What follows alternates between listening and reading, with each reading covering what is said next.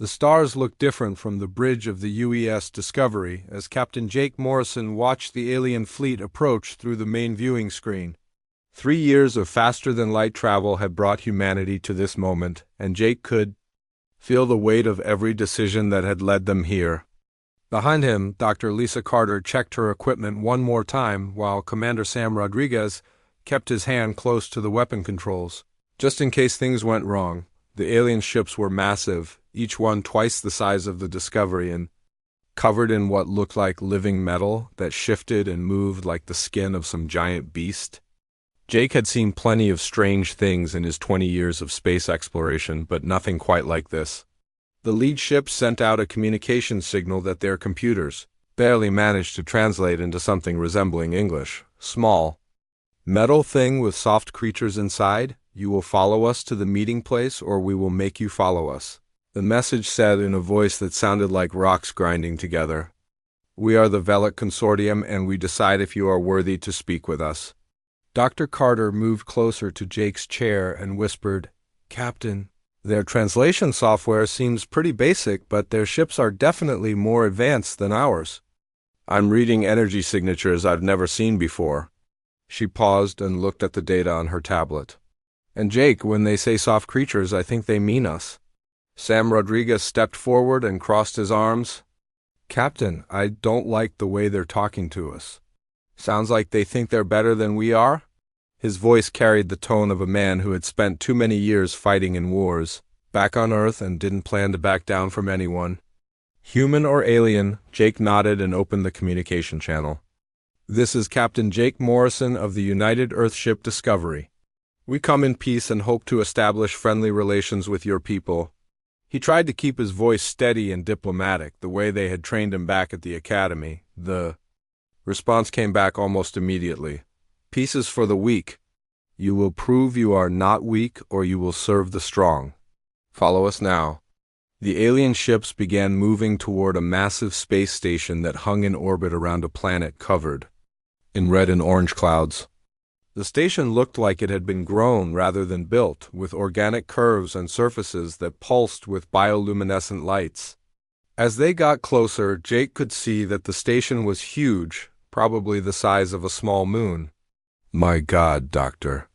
Carter breathed as she stared at the readings on her instruments. Jake, this thing is alive. I mean, really alive.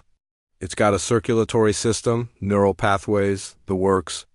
It's like they built their space station out of a living creature. Commander Rodriguez frowned and checked his own displays. Captain, I'm reading massive power signatures from that thing. If they wanted to destroy us, we wouldn't even see it coming. He looked up at Jake with the expression of a man who had learned to respect superior firepower. But they haven't shot at us yet, so maybe they really do want to talk? As the Discovery followed the alien escort into one of the station's docking bays, Jake couldn't help but notice that everything around them seemed designed to intimidate. The walls were covered in what looked like trophies from defeated enemies, and massive creatures that might have been guards or pets prowled. The corridors beyond the docking bay windows, a delegation of aliens was waiting for them when they disembarked from their ship.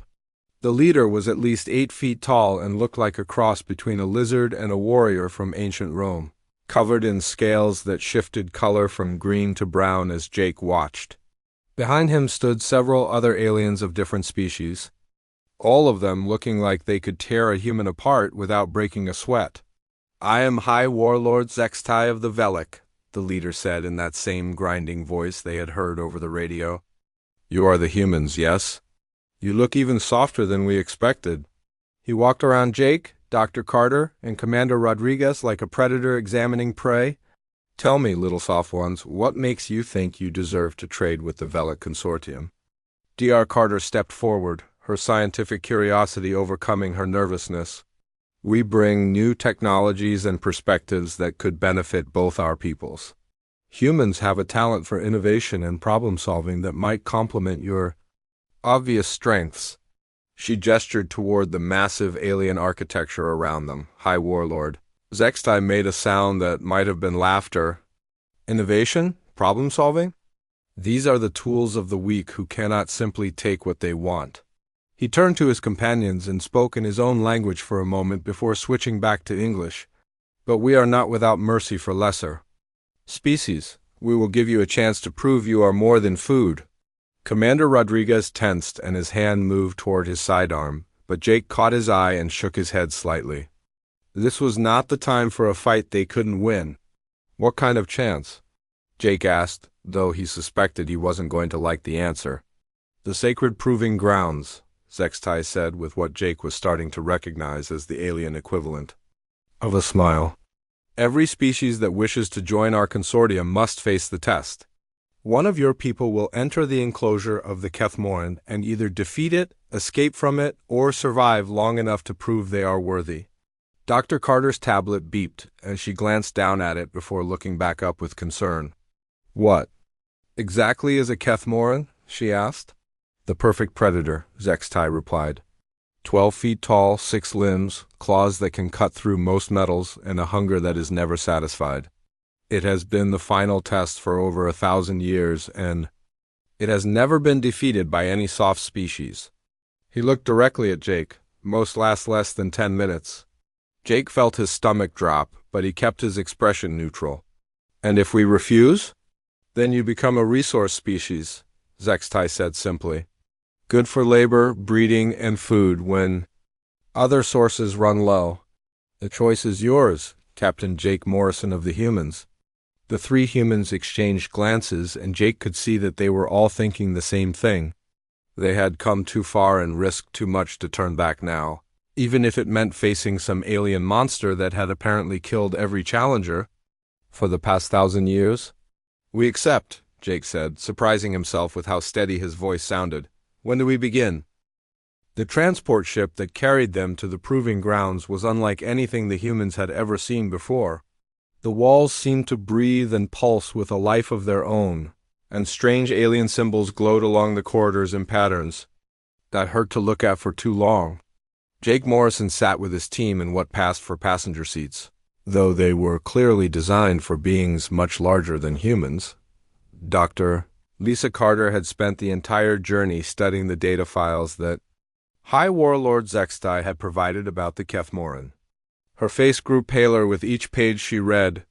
Jake, she said quietly, this thing isn't just a predator. According to these records, it's killed representatives from over 200 different species. The longest anyone has ever survived was 43 minutes, and that was some kind of armored insectoid race with natural exoskeletons. Commander Sam Rodriguez checked his equipment for the 10th time since they had left the station. How big did they say this facility was? He asked, though he already knew the answer wouldn't make him feel any better. The biodome spans roughly 50 square miles, Dr. Carter replied, reading from her tablet. Multiple terrain types, ranging from dense jungle to rocky canyons to swampland. The Kethmoran can move freely through all of it. She paused and looked up at her companions. And Jake, there's something else. The creature doesn't just hunt randomly. It seems to learn from each encounter. The records show that it adapts its tactics based on what species it's facing. Jake nodded grimly and looked out through the small porthole at the massive structure. They were approaching. The Proving Grounds facility was enormous. A sphere of what looked like crystalline material that reflected the light from the nearby star in shifting patterns of color. As they got closer, he could see that the surface wasn't smooth but covered in what might have been viewing ports or sensor arrays. The docking process was surprisingly gentle for such an intimidating place. As they disembarked, they were met by a group of Velic guards and what appeared to be technicians from various species. Jake noticed that none of the non-Velic aliens would make eye contact with the humans, and most of them looked like they had seen too much death to ever feel comfortable again. High Warlord Zextai was waiting for them in what he called the preparation chamber. The room was circular and lined with weapons racks, survival equipment, and what looked like medical supplies. In the center was a raised platform with a single chair that faced a massive viewing screen. Welcome to the Sacred Proving Grounds, Zextai announced with obvious pride. This facility has tested the worth of species for over a millennium. Here, we separate the strong from the weak, the worthy from the worthless. He gestured toward the viewing screen, which suddenly came to life, showing a lush alien jungle. Behold, the domain of the Kethmoran. The image on the screen panned across landscapes that looked like they belonged on a dozen different worlds. Jake could see dense forests with trees that moved without any wind, rocky areas covered in crystalline formations that seemed to pulse with their own light, and swampy regions where the water itself appeared to be alive. The rules are simple, Zextai continued. One representative from your species will enter the enclosure. They may choose basic survival equipment and one energy weapon from our standard selection. The test lasts for one full rotation period, approximately 26 of your Earth hours. The challenger must either defeat the Kethmoran, escape from the enclosure, or survive until time expires. Dr. Carter raised her hand. What exactly constitutes escape? There are 3 emergency exit points within the dome, Zextai replied. However, reaching them requires traveling through the most dangerous parts of the Kethmoran's territory. In 1,000 years, only 2 challengers have ever reached an exit point, and both died from their injuries shortly after. Commander Rodriguez stepped forward. I'll do it, he said without hesitation. I've got the most combat experience and survival training. Before Jake could respond, a new voice interrupted them. Actually, sir, I'd like to volunteer for this mission. The speaker was Marine Lieutenant Alex Turner, a young man who had been part of their security detail but had remained quiet during most of the diplomatic meetings. He was smaller than Rodriguez, but had a reputation for creative thinking and an almost supernatural ability to survive in hostile environments. Jake looked at Turner with surprise. Lieutenant, this isn't a standard away mission. This is a death sentence disguised as a test. Turner nodded calmly. With all due respect, Captain, I've read Dr. Carter's reports on the Kethmoran. This isn't going to be one with superior firepower or standard military tactics. Whoever goes in there is going to need to think differently, act unpredictably, and probably break a few rules along the way. He gestured toward Commander Rodriguez. The commander is a fine soldier, but I've spent my whole life being the underdog, in fights I wasn't supposed to win. Rodriguez looked like he wanted to argue, but Jake could see the logic in Turner's reasoning. The young Marine had grown up in the worst parts of Earth's colony worlds, where survival meant being smarter and more creative than opponents who were bigger, stronger, and better equipped. Are you sure about this, Alex? Jake asked, using the lieutenant's first name for the first time since they had served together. Turner smiled, and for a moment he looked even younger than his 25 years. Captain, I've been preparing for fights like this my whole life. I just never thought my opponent would have 6 limbs and crystalline claws. High Warlord Zextai had been watching this exchange with obvious amusement. So the little human thinks, he can succeed where mighty warriors have failed? This should be entertaining. He turned to his assistants. Prepare the equipment selection area. Let the soft creature choose his tools for dying. The equipment area contained weapons and gear from dozens of different species and technology levels. Turner examined everything carefully, asking Dr. Carter questions about the various items and their potential effectiveness against the Kethmoran. In the end, he chose a plasma pistol that seemed designed for beings with human-sized hands, a basic survival kit, and surprisingly, a small tablet computer loaded with xenobiology data. Interesting choices, Zextai observed. Most challengers choose the most powerful weapons available. Turner shrugged. Most challengers probably don't survive long enough to use them effectively. As they prepared to enter the observation deck to watch the challenge begin, Dr. Carter pulled Turner aside. Alex, I want you to remember something. According to the data, the Kethmoran has never faced a human before. It will have learned tactics to use against every other species in the consortium, but it won't know what to expect from us. Turner nodded and checked his equipment one last time. Doc, what's the one thing that makes humans different from every other species we've encountered so far? Dr. Carter thought for a moment. We refuse to accept that things have to be the way they've always been. Turner smiled again as the massive doors to the enclosure began to open. That's exactly what I was hoping you'd say. The moment Alex Turner stepped through the entrance portal into the Kethmoran-S domain, he felt like he had entered another world entirely. The air was thick and humid, filled with scents he had never encountered before, some pleasant like exotic flowers and others that made his stomach turn. Above him, the artificial sky showed what appeared to be a red giant star surrounded by two smaller moons, casting everything in an eerie orange glow that made shadows dance in ways that hurt his eyes. The portal sealed behind him with a sound like breaking glass, and Turner found himself standing at the edge of what looked like a vast jungle that stretched beyond the horizon in every direction. The trees were unlike anything from Earth, with bark that seemed to shift and move like living skin and leaves that turned to follow him as he passed beneath them. Some of the vegetation pulsed with bioluminescent patterns that reminded him of deep-sea creatures from Earth's oceans. Turner activated his tablet and began recording everything he saw while consulting the data Dr. Carter had loaded for him about the Kethmoran-S hunting patterns. According to the records, the creature typically began stalking its prey within the first few minutes of their arrival, using its natural camouflage to blend in with whatever environment it chose for the hunt.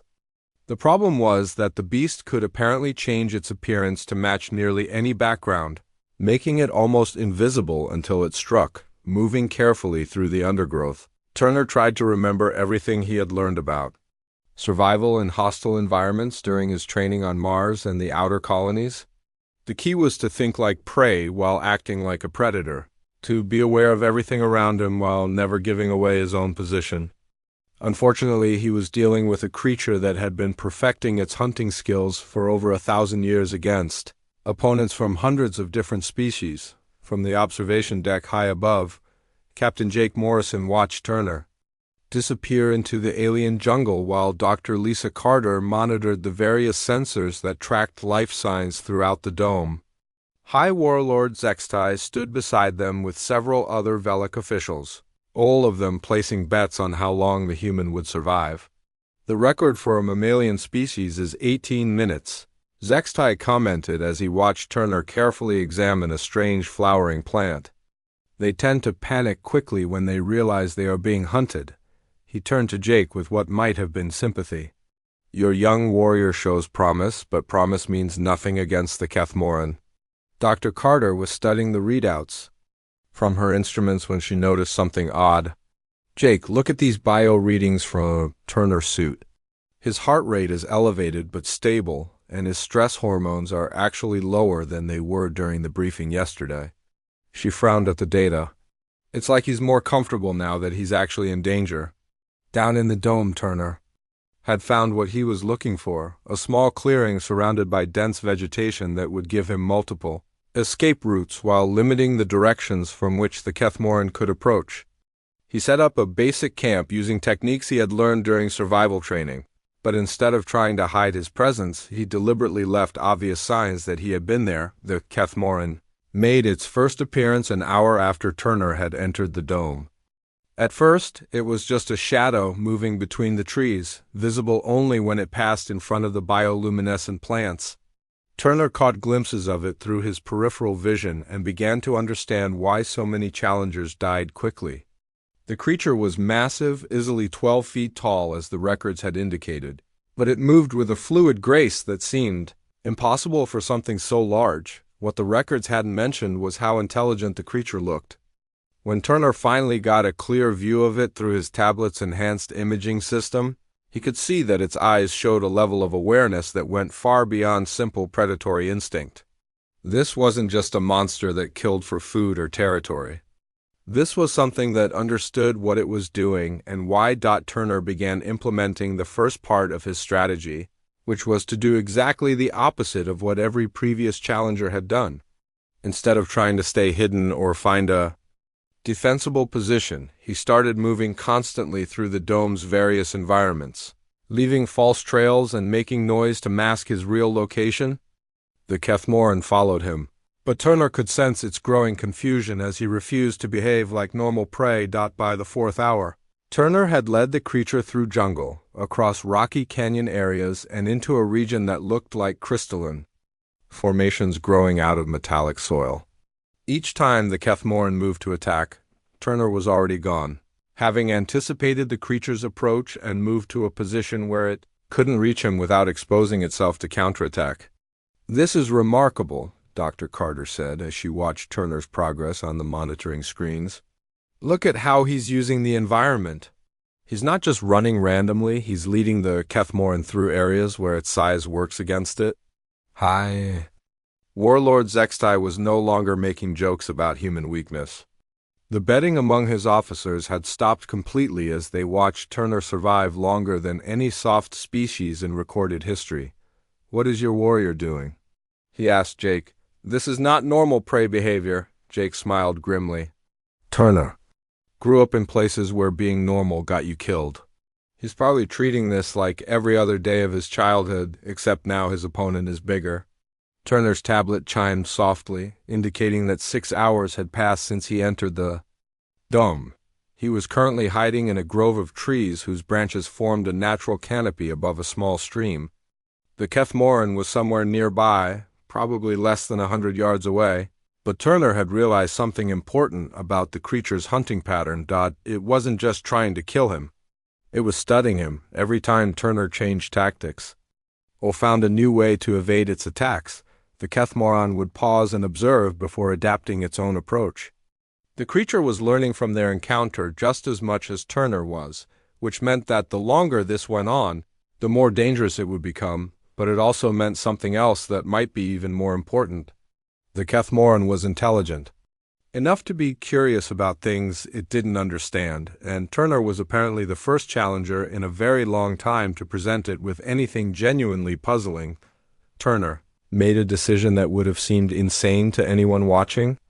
From the observation deck, instead of continuing to run and hide, he activated his tablet's communication system and began broadcasting on multiple frequencies, not trying to call for help, but attempting to see if the Kethmoran might be capable of receiving and understanding transmitted signals. The response came almost immediately, not as words or images, but as a pattern of sounds that seemed to echo his own transmission back to him with subtle modifications. The Kethmoran was trying to communicate. Turner stared at his tablet screen as the modified signal pattern scrolled across the display, his heart racing with excitement rather than fear for the first time since entering the dome. The Kethmoran was definitely trying to communicate, but the question was whether Turner could figure out what it was trying to say before it decided that communication was less interesting than simply killing him and moving on to whatever passed for normal life in this artificial world. The creature had stopped moving through the undergrowth and was now positioned somewhere in the trees above Turner's hiding spot. He could occasionally catch glimpses of its massive form shifting between the branches, but it seemed content to wait and see what the human would do next. Turner began experimenting with different signal patterns, starting with simple mathematical sequences that any intelligent species should be able to recognize. He transmitted the Fibonacci sequence first, then prime numbers, then basic geometric ratios. Each time, the Kethmoran would wait a few moments before sending back a modified version of the same pattern, sometimes adding elements or changing the timing in ways that suggested it understood what Turner was doing and was trying to build on the concept.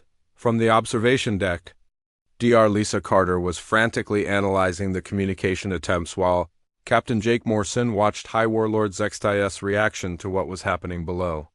The Velic leader had gone completely silent, his scaled features showing an expression that might have been confusion or possibly fear.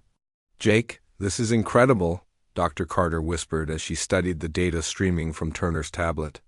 "The Kethmoran isn't just responding to his signals, it's trying to teach him something. Look at these pattern modifications. It's showing him mathematical concepts that are more advanced than what he started with." Jake leaned over her shoulder to look at the display. "What do you think it's trying to tell him?" "I'm not sure yet. But Turner seems to be figuring it out faster than our computers can analyze it." Dr. Carter pointed to another set of readings.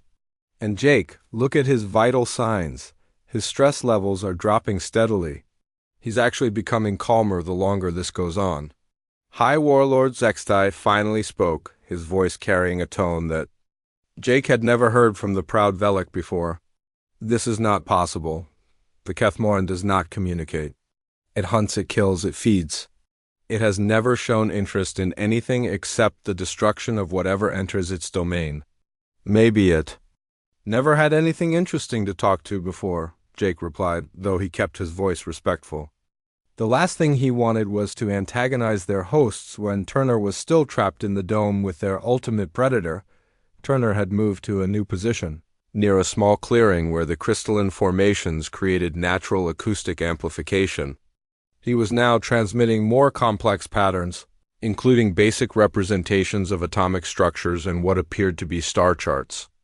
The Kethmoran-S responses were becoming increasingly sophisticated, suggesting concepts that Turner's tablet could barely process. More importantly, Turner was beginning to understand something about the creature that changed everything he thought he knew about this situation. The mathematical concepts the Kethmoran was sharing weren't just advanced. They were elegant in ways that suggested an appreciation for knowledge that went far beyond simple intelligence. This wasn't just a smart predator. This was a being that loved learning for its own sake. Turner made another decision that would have terrified anyone watching from above. He stepped out into the open clearing and set his plasma pistol on the ground beside him, then sat down cross-legged and continued transmitting signals while making himself completely vulnerable to attack. The Kethmoran emerged from the tree, lying almost immediately, moving with that fluid grace that Turner had observed earlier. Up close, the creature was even more impressive than the records had suggested. Its 6 limbs ended in hands that were clearly capable of delicate manipulation despite the crystalline claws, and its eyes showed an intelligence that Turner recognized from his own reflection when he was deep in thought about complex problems.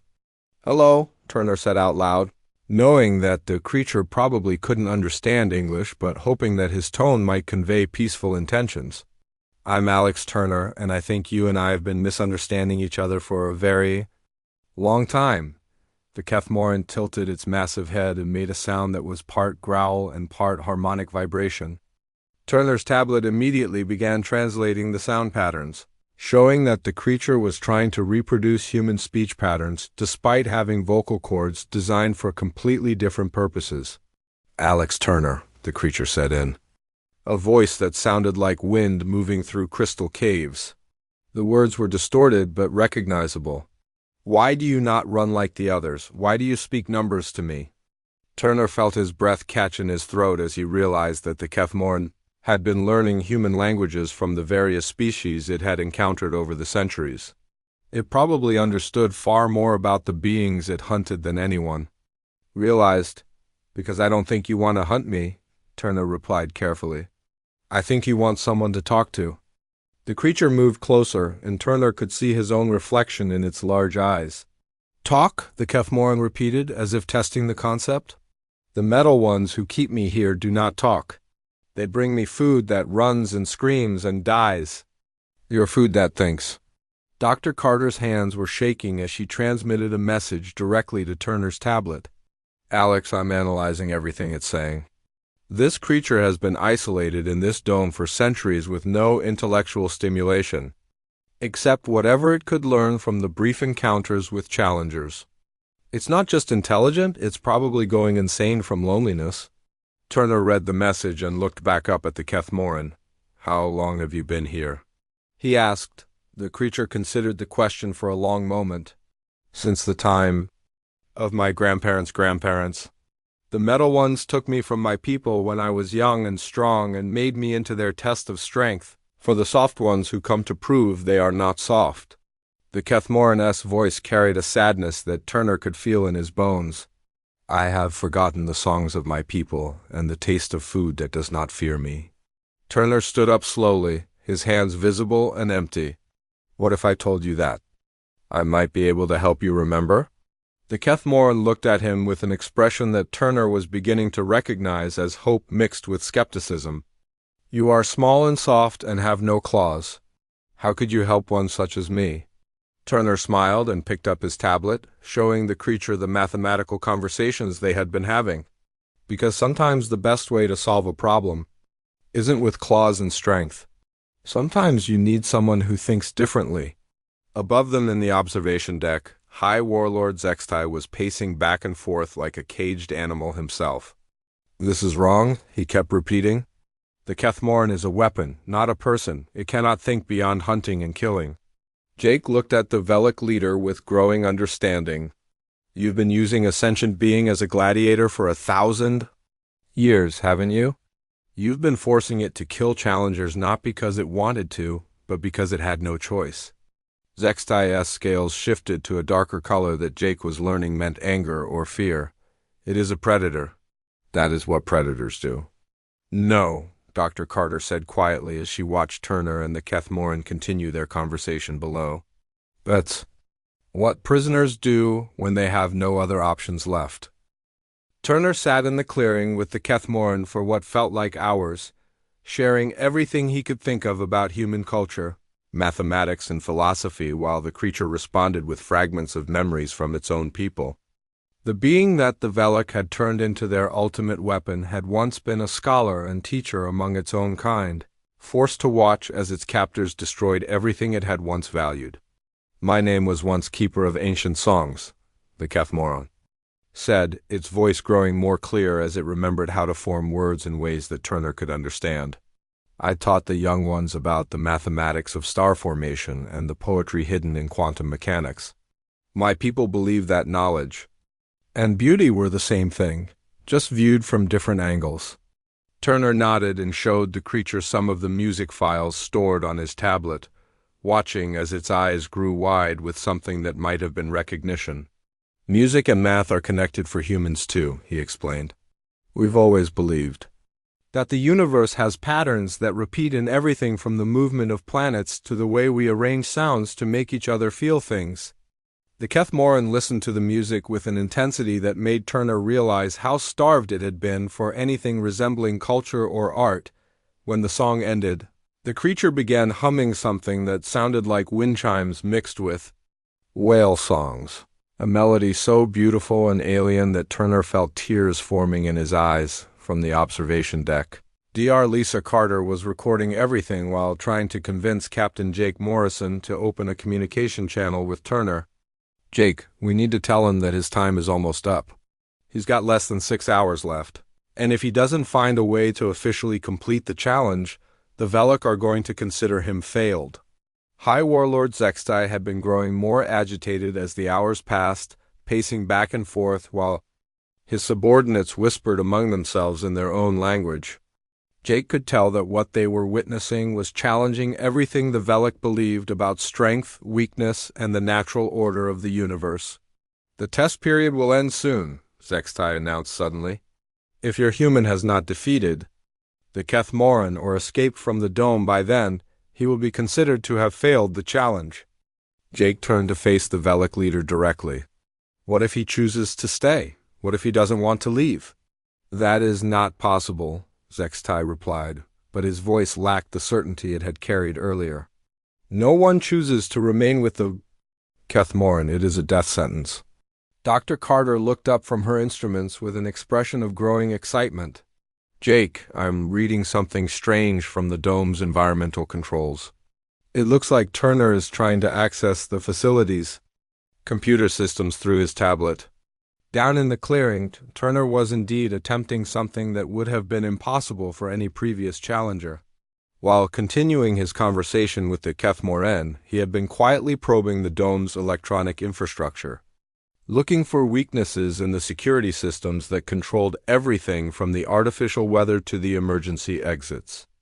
"Keeper of Ancient Songs," Turner said, using the name the creature had shared with him, "how much do you know about the technology that keeps this place running?" The Kethmoran-esque expression shifted to something that might have been a smile. "I have had many years to study the patterns of the lights that control my prison.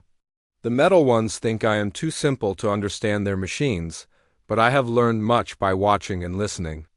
Turner felt a surge of hope. "Could you help me access the main control systems? Not to escape, but to send a message to my people outside?" The creature considered this for a moment. "What message would you send that the metal ones would not? Simply ignore or destroy?" "Evidence," Turner replied. "Proof of who you really are and what they've done to you." My people believe that truth has power, even when that truth is inconvenient for those in charge. The Kethmoran guided Turner to a section of the dome where crystalline formations served as both decorative elements and data transmission nodes. Using a combination of Turner's technological knowledge and the creature's understanding of the facility's systems, they managed to establish a direct connection to the observation deck's recording equipment. Suddenly, every screen on the observation deck lit up with images and data that made Dr. Carter gasp in shock. The files showed the Kethmoran-esque capture as a young being, its forced imprisonment, and centuries of records documenting its desperate attempts to communicate with its captors. There were also fragments of the creature's original culture, including mathematical theories and artistic works that were far more advanced than anything the Velek had ever produced. "This is impossible," one of Zextai's subordinates whispered. As he stared at equations that solved theoretical problems his people had been working on for generations. "The Kethmoran is just a beast. It cannot create knowledge like this."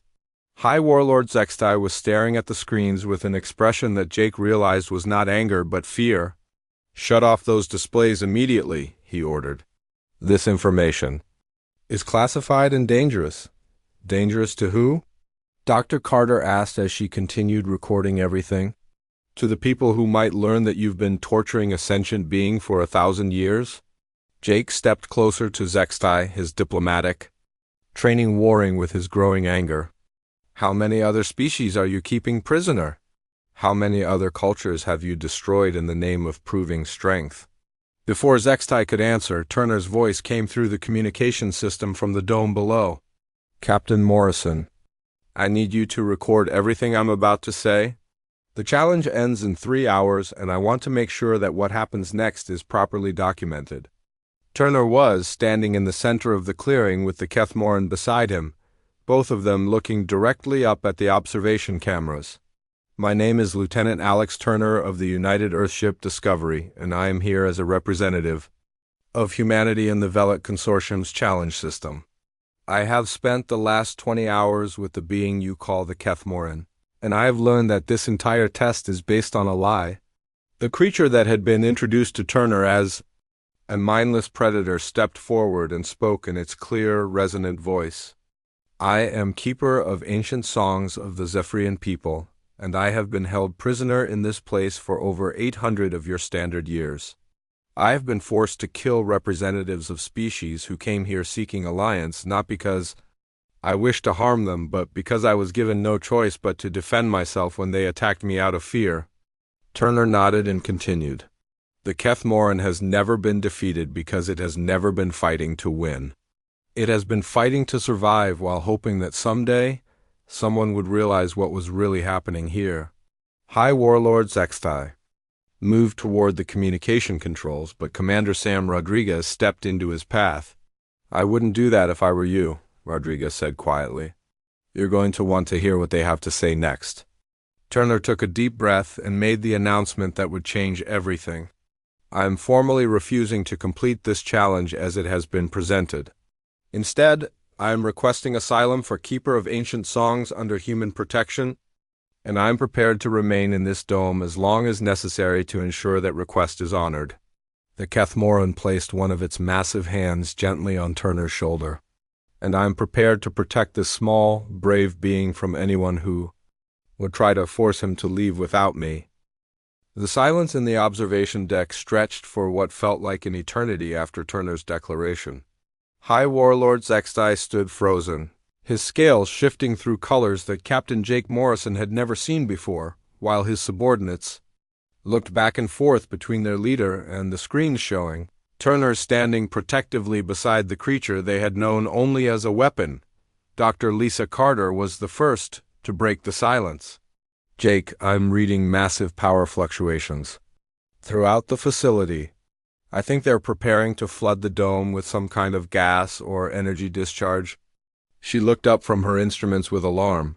"They're going to kill them both." Commander Sam Rodriguez moved closer to the Velek control stations, his hand resting casually on his sidearm. "I wouldn't recommend that course of action," he said, to Zextai in a voice that carried the weight of too many battles. My people tend to get upset when their friends are murdered during what's supposed to be a diplomatic mission.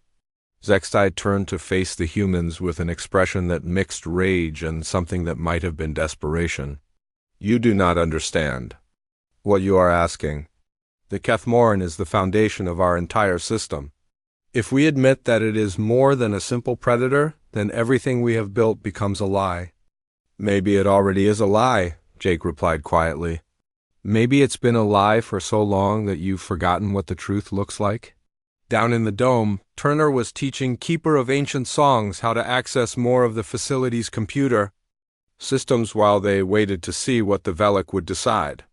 The creature's knowledge of the station's infrastructure combined with Turner's understanding of human technology was proving to be a powerful combination. Alex Turner, Keeper of Ancient Songs, said as it manipulated control interfaces with delicate precision despite its massive claws. I have accessed the historical records of this place. There are others like me imprisoned throughout Velic space, beings who were captured and forced to serve as tests or entertainment for the consortium. Turner felt his stomach drop as he realized the full scope of what they were dealing with. How many others? At least 30 that I can find in these records, possibly more in facilities that are not connected to this network. Keeper of Ancient Songs looked at Turner with eyes that held centuries of accumulated sadness. Some have been prisoners even longer than I have. Turner opened his communication channel to the observation deck. Captain, are you getting this? Data, the Kethmoran isn't the only prisoner. This whole system is built on enslaving intelligent beings and forcing them to fight for Velic entertainment. Jake looked at Zextai with growing disgust. Is that true? Are there others? Before Zextai could answer, another Velic stepped forward from the group of observers. This one was smaller than the High Warlord, with scales that showed patterns Jake hadn't seen before. I am Counselor Rixta, and I speak for those among our people who have long questioned the wisdom of the old ways. Zextai spun around to face the newcomer. You have no authority here, Counselor. The sacred proving grounds are under military jurisdiction. Rixta stood her ground despite being obviously outranked. The proving grounds are under consortium law, and consortium law requires that all member species have a voice in decisions that affect the fundamental structure of our alliance. She turned to Jake. Captain Morrison, I formally request that your species provide testimony about what has been discovered here today. Dr. Carter looked up from her instruments with excitement. Jake, I'm detecting ships entering the system. Multiple contacts, and they're not all Velic designs. She paused as more data came through. I think word about what's happening here has already started to spread. Turner's voice came through the communication system again. Captain, Keeper of Ancient Songs has been in contact with some of the other prisoners through the facility's network. They want to know if humanity's offer of protection extends to all of them. Jake felt the weight of the moment settling on his shoulders. This was no longer just about completing a diplomatic mission or even saving one imprisoned being. This was about fundamentally changing how an entire galactic civilization operated. Tell them yes, Jake said without hesitation. Tell them that humanity stands ready to offer sanctuary to any being held against their will by anyone, anywhere. High Warlord Zextai made a sound that was part roar and part hiss. You cannot simply declare our entire legal system invalid. The strong rule the weak. That is the natural order. No, Turner's voice carried clearly through the speakers as the screens showed him standing beside his massive friend. The natural order is that intelligent beings choose their own destinies. Everything else is just bullying with better technology. Counselor Rixta activated her own communication device and began speaking rapidly in the Velic language. Jake couldn't understand the words, but he could hear the tone shifting from argument to something that sounded like coordination. What is she doing? Jake asked. Dr. Carter translated as her computer processed the Velic speech. She's broadcasting to the ships that just arrived. She's telling them what we've discovered and asking for support from the progressive factions in consortium space. The screens around the observation deck lit up with incoming messages from dozens of different species, all of them demanding explanations for what they were seeing. Some supported the Velic position, but many others were asking uncomfortable questions about their own experiences with the consortium's testing procedures.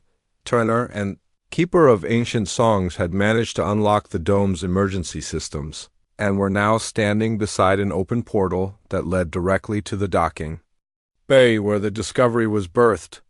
The creature could leave whenever it chose, but it remained beside Turner as they waited to see what would happen next.